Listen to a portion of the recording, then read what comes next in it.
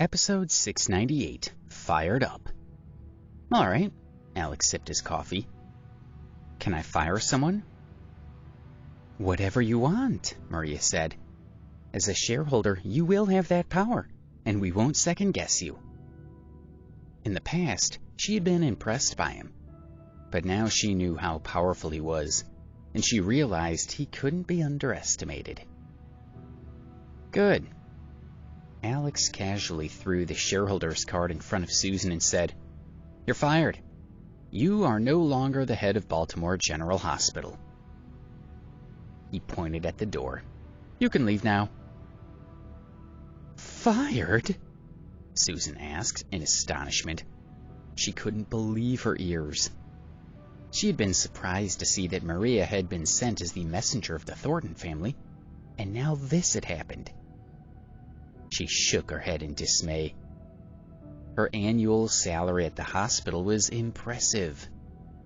The hospital was running smoothly and making tens of millions of dollars each year. It was the top medical center in all of Baltimore, and Susan had helped make that happen. She had always worked well with the Thorntons, and yet now they had brought Alex in as a shareholder. I'm so confused, she thought. Why do the Thorntons want to give Alex so much power? I thought they were enemies. What did they know that I don't? Why did he fire me? What do I do now? Susan turned to Maria and desperately asked, Miss Thornton, Alex is nothing. He has no power.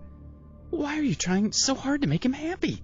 Our hospital is booming and successful, so why change things and give Alex the reins? The news was a huge blow to Susan. Since she had been fired, it would be hard to find another job like that one, and she felt hurt and embarrassed. She thought about all that she had lost in the past few moments. I won't have any security, she thought. I'm used to living a life of luxury. What will I do to maintain my lifestyle? Before Susan could finish her thoughts, Maria scoffed at her. How dare you disrespect Mr. Ambrose?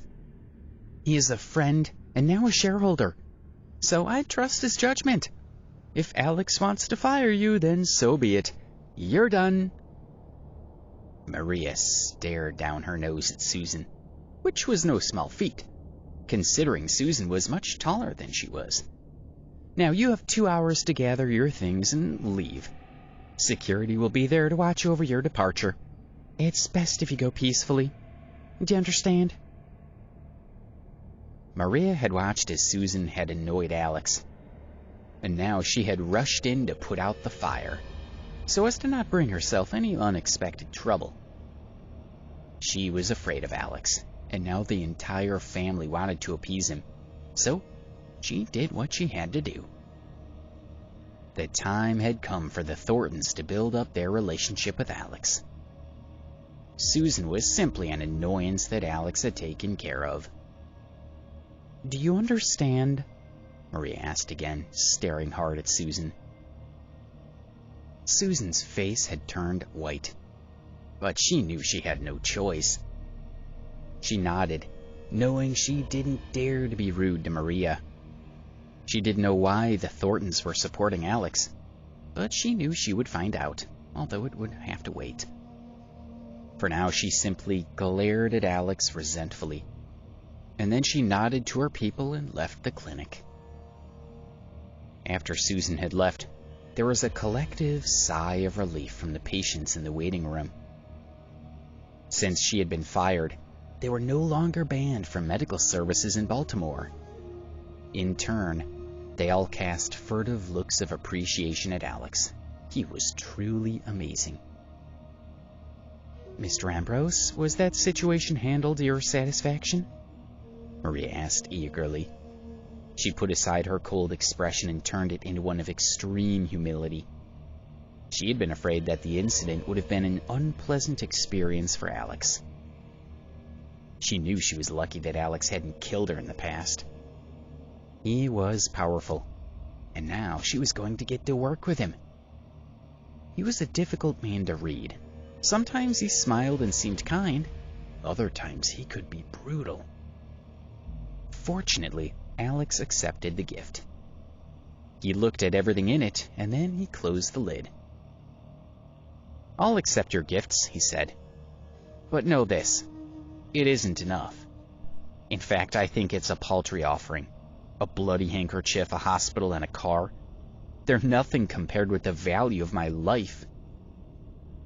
Moreover, Kim has been elusive, Alex thought. I don't have much trust in him now. Who can guarantee that he won't blackmail me in the same way next time? He drank his coffee quietly, his emotions guarded, and Maria had no idea what he was thinking. She felt flustered. She had thought that Alex's acceptance of the gift would mean that everything was over, and she hadn't expected Alex to want more. "I don't know what else you want from us," she said quietly. "My family has offered these items with the greatest sincerity to make amends with you." "Well," Alex said thoughtfully, "although I opened this small clinic, I have no shortage of money and assets. If I want to, I can make a lot of money easily. So you go back and tell Ferdinand that when he wants to buy a house, I can give him a discount. As for the gift sent this time, it's not enough. He and Cam Fitzroy will need to come up with some other ideas to see if I can be satisfied." "Sir, if you have any requests, please feel free to ask," she said. "I'll pass the message on." Alex narrowed his eyes. "What could your family offer me that would be of enough value?" Maria stared at him expectantly. "I know," Alex said, after he had pondered for a few moments. "Go back and tell your people that they need to send one of their younger fellows to work for me. Yes, a young man. He'll become my driver for the next year." "I'm not sure they'll go for that," Maria said hesitantly. "Do you have anyone specific in mind?" Alex took a sip of coffee while he considered. The Thorntons were a large family, but then again, so were the Fitzroys. He came to a decision. "Lachlan asked Ricky to impersonate me in order to kill people," he said. "He needs to be punished, but I'll go easy on him. Ask Lachlan's son to drive for me. There are more Fitzroys than Thorntons these days, so I'm sure they can spare one man." Maria shuddered at the implication.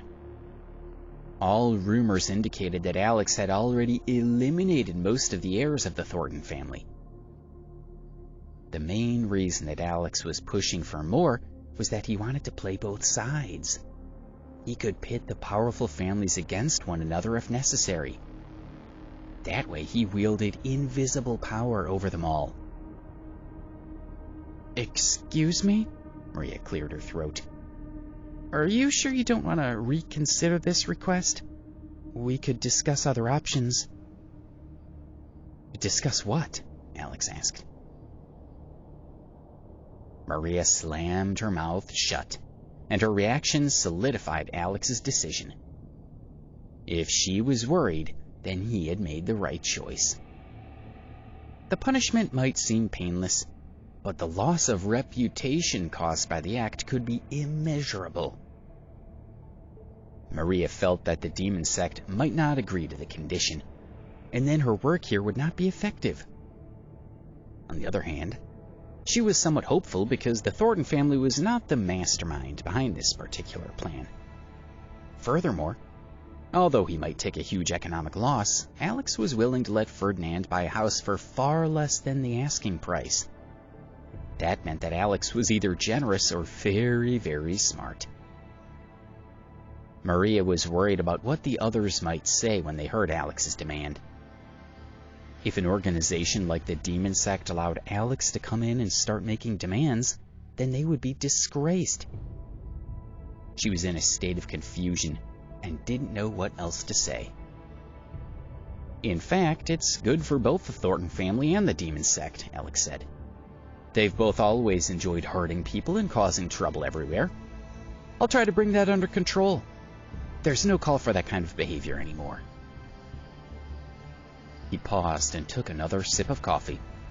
Tell you what, if Lachlan's son doesn't come, then you can come work for me."